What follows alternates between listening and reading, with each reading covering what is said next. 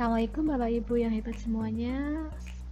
Berikut saya berikan tutorial singkat untuk mengadakan webinar atau kelas daring pada kelas dan channel Bapak Ibu masing-masing. Yang pertama-tama kita menuju kelas yang akan kita ajar. Jadi kalau misalnya hari ini kita mengajar 10 kelas paralel, kita ambil salah satu saja. Kemudian kita menuju channel pelajaran kita. Kemudian kita menuju Meet. Nah, di sini karena kita langsung mengadakan Meet pada jadwal pelajaran kita ambil yang Meet Now saja. Kalau kita mau agendakan hari sebelumnya, kita ambil schedule meeting, bisa juga menggunakan kalender. Kita sudah menuju ke jadwal sesuai pelajaran kita Meet Now. Kita klik Meet Now. Oke, kita sudah masuk ke menu Meet Now. Kita di sini ada Meeting in Kimia, ini bisa kita ganti juga dengan judulnya jika ingin nanti ada judul spesifik untuk meetingnya. Pastikan kamera dan mic sudah diatur sesuai keinginan Bapak Ibu. Komputer audio juga sudah menyala, lalu kita join. Nah, setelah kita bisa masuk ke room meeting, maka kita akan ditampilkan menu ini. Kita copy link meeting, nanti kita share di kelas yang lain. Tadi baru satu kelas kita adakan meeting untuk membuat kelas paralel, itu semuanya bisa gabung. Kita copy link meetingnya, kemudian di share di kelas di channel pelajaran Bapak Ibu, misalnya ke MIPA PC dan seterusnya, tanpa harus membuat kelas gabungan.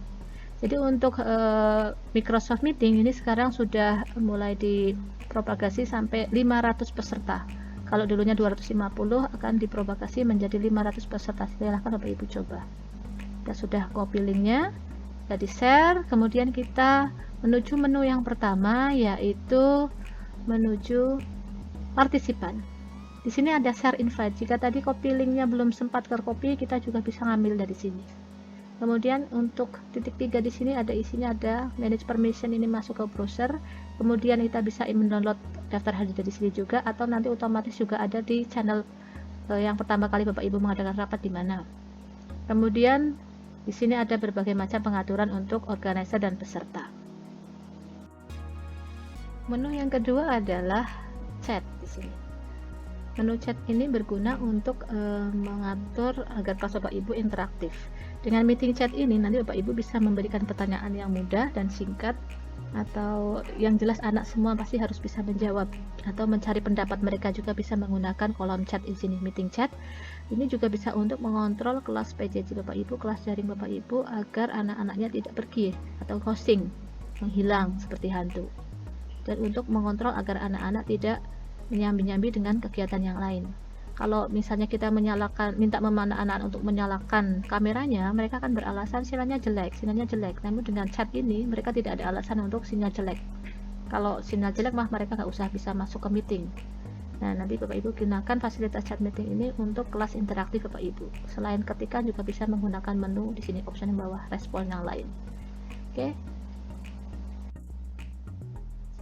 Hasil chatting di menu meeting chat tadi nanti akan terekam otomatis di channel kelas Bapak Ibu masing-masing.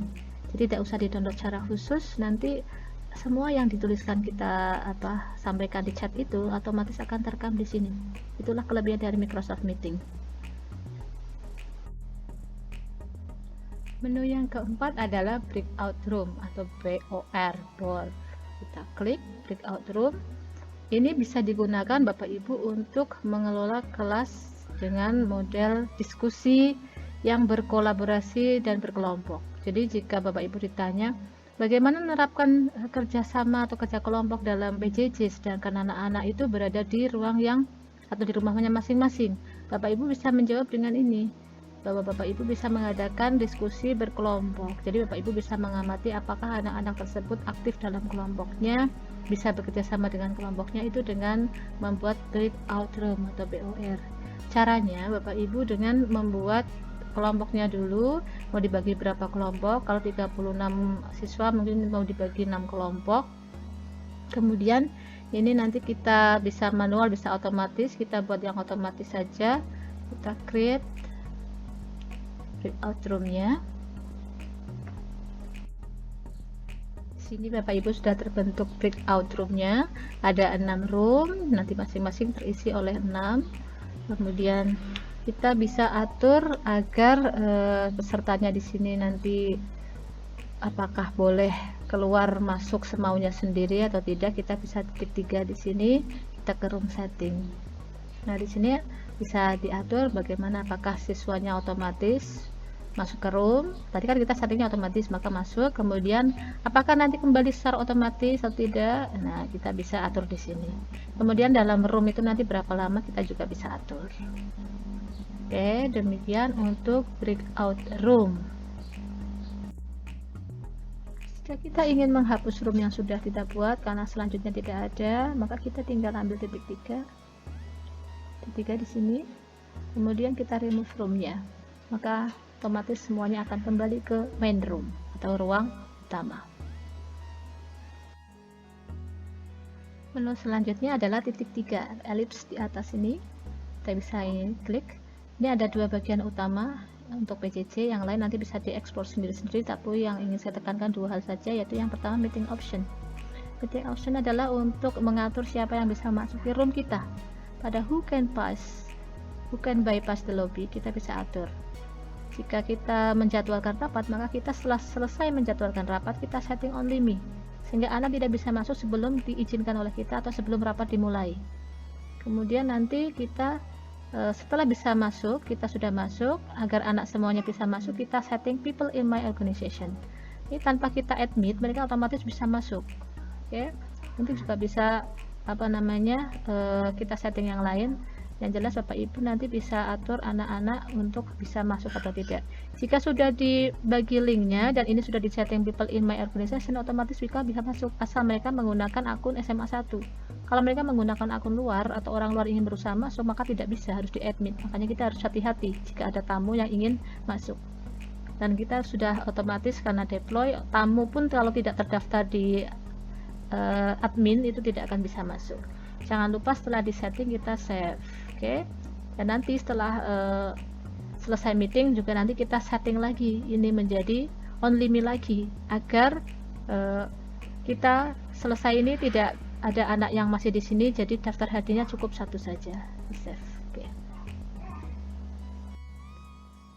Menu penting selanjutnya adalah share screen. Di sini pojok kanan atas ada anak panah ke atas, ini adalah untuk share screen atau berbagi layar. Jika Bapak Ibu ingin menjadi presenter atau sebagai guru, maka Bapak Ibu bisa menggunakan tombol ini untuk berbagi layar. Jika ingin kita berbagi layar, maka kita gunakan yang kiri, share screen. Dengan resiko apapun yang kita tampilkan, kita klik ini akan terlihat oleh anak. Jika kita pindah-pindah jendela atau window, maka semua yang kita ambil, kita pindah sesuai kursor, nanti akan terlihat oleh anak. Cirinya nanti di ini tepi window Bapak Ibu guru itu ada garis merah, artinya ini yang aktif atau terlihat oleh anak. Hati-hati jika Bapak Ibu membuka jendela-jendela yang tidak layak atau tidak pantas disaksikan oleh anak jika menggunakan metode yang pertama. Metode yang kedua yaitu metode mengklik atau share window.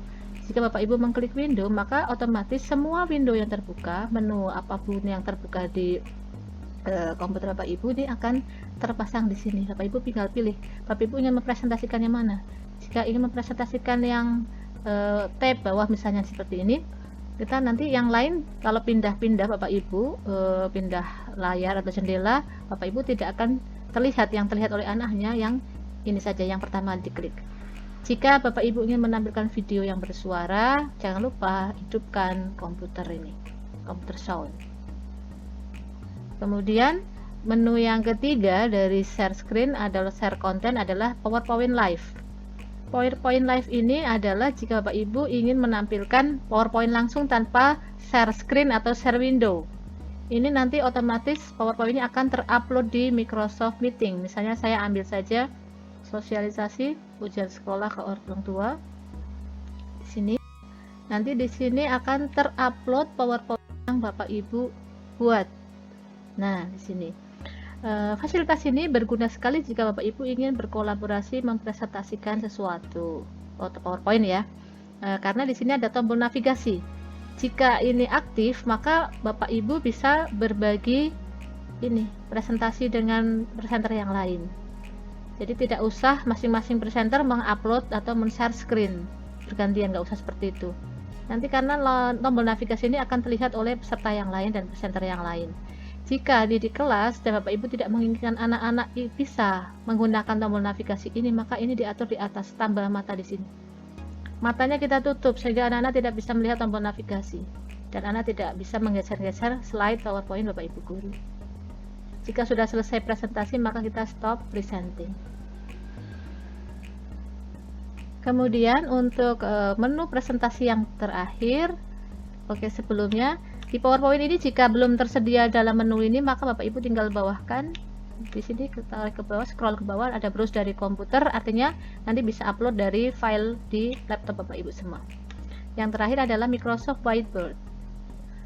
Microsoft Whiteboard ini adalah gunanya untuk mengelola pembelajaran yang interaktif menggunakan papan tulis virtual. Nah, di sini sudah mulai tampak papan tulis whiteboard di kelas Bapak Ibu semuanya yang akan disaksikan oleh seluruh anak.